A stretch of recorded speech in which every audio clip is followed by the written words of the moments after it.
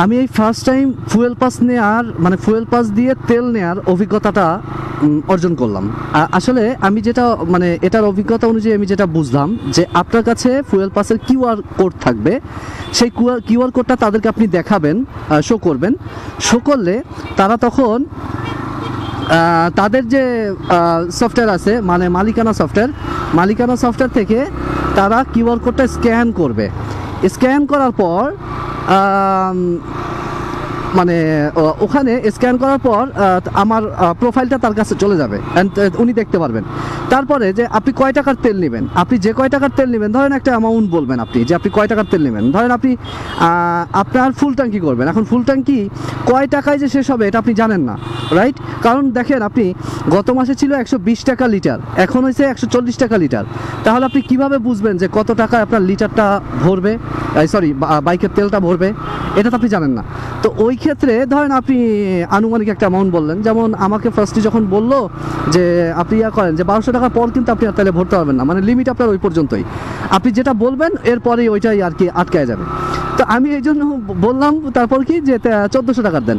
তো 1400 টাকা অর্থাৎ আপনি একটু বেশি অ্যামাউন্টই বললেন, কিন্তু আপনার বাইকে যতখানি তেল ভরবে আপনি ওই টাকাটা পেমেন্ট করে দেন চলে আসবেন। বিষয়টা হচ্ছে এটা। সো আমি যখন 1400 বললাম তারা আমার বাইকে তেল ভরলো। তেল ভরার পর অনেক কষ্ট করে লাফায় দেখছেনই তো আপনারা যে অনেক লাফালাফি করলাম, অনেক টিয়া করলাম, তারপরে হচ্ছে একটু নাড়াচাড়া করলাম। তো অলমোস্ট আর কি তেল ভরে গেছে, কিন্তু মোটামুটি 1390 টাকার। আমার বাইকে সচরাচর এত টাকার তেল ভরে না, মেবি 1350 বা 1300 এরকম সামথিং আশেপাশে ভরে, কিন্তু 1390 টাকার তেল ভরছে অ্যান্ড ফুল ট্যাঙ্কি। অ্যান্ড আপনি তো দেখছেনই যে ট্যাঙ্কির উপর দিয়ে কিন্তু মানে বায়া চুবে পড়তেছে, এরকম একটা অবস্থা। তো এই যে বিষয়টা হইলো, আশা করি আপনারা যে এই যে ফুয়েল পাসের যে বিষয়টা, এই বিষয়টা আপনারা বুঝতে পারছেন এবং আমার এই ভিডিওটা দেখে আপনারাও অ্যাটলিস্ট নিজেরাও আর কি ফুয়েল পাসের অভিজ্ঞতাটা নিতে পারছেন যে ফুয়েল পাস দিয়ে বাইকের তেল নিতে হয় কীভাবে। সো আমি নিলাম, আলহামদুলিল্লাহ বেশ ভালো লাগলো, ইন্টারেস্টিংও লাগলো যে ফার্স্ট টাইম নিচ্ছি। অ্যান্ড অ্যাপসে এখন আমি জানি না যে অ্যাপসের আসলে ব্যাপারটা কী, বা অ্যাপসে ঢোকার পর আসলে অ্যাপসে কী শো করবে আমার, বা আমি কয় টাকার তেল নিছি বা না নিছি, কয় লিটার নিছি, আমি জানি না যে আসলে এই ব্যাপারটা কতটুকু কী দাঁড়াবে। সো এই জিনিসটা আমার একটু দেখতে হবে অ্যান্ড এটা আমি আপনাদেরকে দেখাবো। আমি আগে একটু বাইকটা ওয়াশ করতে যাব, কারণ বাইকের অবস্থা খুবই জঘন্য হয়েছে। চলেন আগে বাইকটা ওয়াশ করি।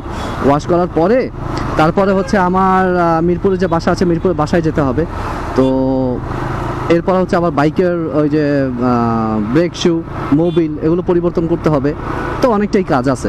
আগে বাইকটা ওয়াশ করি, দেন হচ্ছে আমি আপনাদেরকে সফটওয়্যারটা দেখাচ্ছি যে আসলে আমার সফটওয়্যারের এখন কি অবস্থা, প্রিভিয়াসলি কী ছিল সেটা তো আমি এখন দেখাইতে পারবো না যদি পরিবর্তন হয়ে থাকে, আর যদি পরিবর্তন না হয় তাহলে আমি প্রিভিয়াসলি হয়তো দেখাইতে পারবো। এই হচ্ছে বিষয়।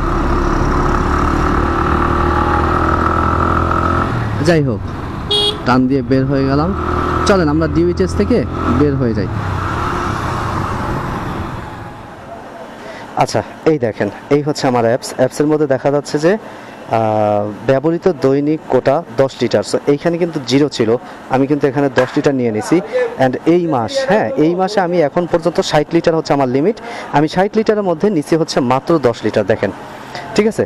সো এই হচ্ছে মোটামুটি আর আপনারা এই যে পূর্ণ স্ক্রিনে দেখুন, জাস্ট হচ্ছে এখানে আপনি ক্লিক করলে এই আপনার কিউআর কোড, এটি সবসময় ফোনে সেভ করে রাখবেন। দেন যে পাম্প থেকে নেবেন ওরা এখান থেকে স্ক্যান করে, আমি যে আপনাকে প্রিভিয়াসলি যে কিছুক্ষণ আগে যে দেখলেন আপনারা ভিডিওটা ক্লিপটা দেখলেন, ওখানে কিন্তু আমি বলে দিচ্ছি যে কীভাবে কী।